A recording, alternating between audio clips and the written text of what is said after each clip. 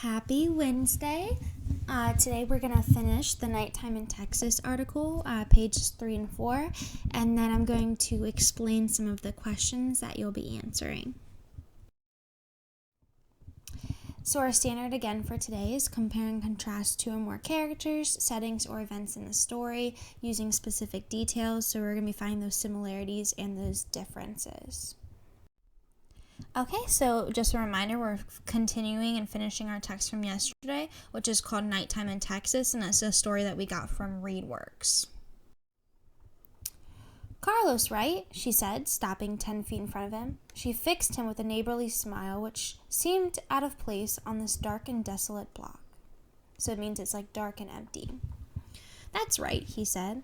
How do you know him? Oh, he's an old friend, Dave said, or at least I thought he was. He let out an exhausted laugh.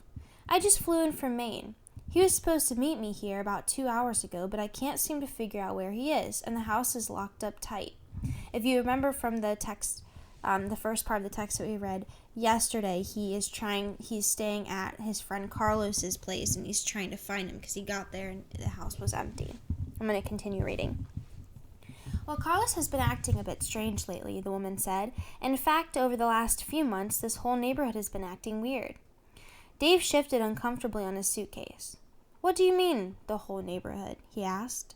Well, the woman said, casting a sidelong glance at the extra attentive pit bull next door. There seems to be something going around, a kind of sickness, a night sickness, I guess you'd call it.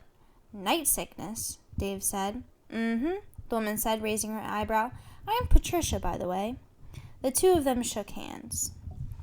So this is going to be the end of my reading to you, and you're going to be reading the next couple slides to yourself, and then we will come back together to talk about the questions.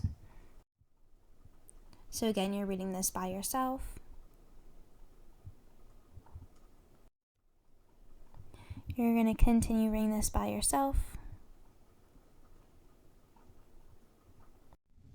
So these are the questions that you're going to be answering on Edsby based on what we just read today. So the first question is number 1.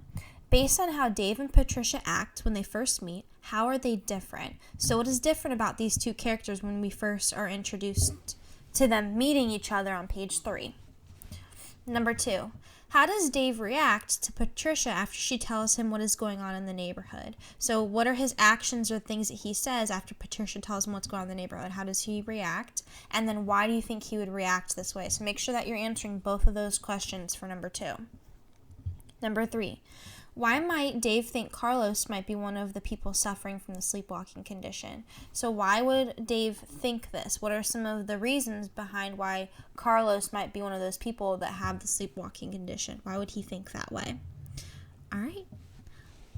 Just so that you know, tomorrow for Thursday, you're going to be just focusing on getting your 45 minutes of iReady reading done. So you're not going to have any Edsby assignments. You're just going to log on to iReady for my class, and you're going to get your 45 minutes done.